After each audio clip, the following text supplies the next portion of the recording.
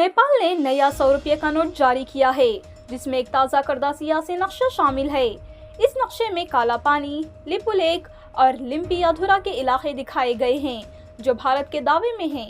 ये नोट नेपाल राष्ट्र बैंक ने जारी किया है और इस पर साबिक गवर्नर महाप्रसाद अधिकारी के दस्तखत और 2081 BS का साल दर्ज है, जो 2024 के मुताबिक है।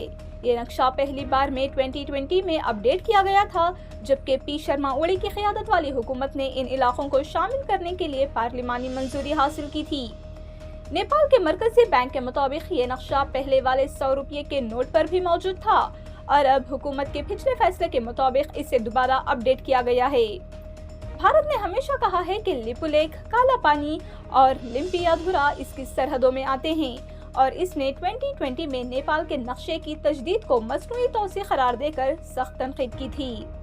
नए करेंसी नोट पर इस तजदीद शुदा नक्शे के दोबारा ज़ुहूर ने दोनों ममालिक के दरमियान तवील अरसे से जारी सरहदी तनाज़े की तरफ दोबारा तवज्जो मबज़ूल कराई है।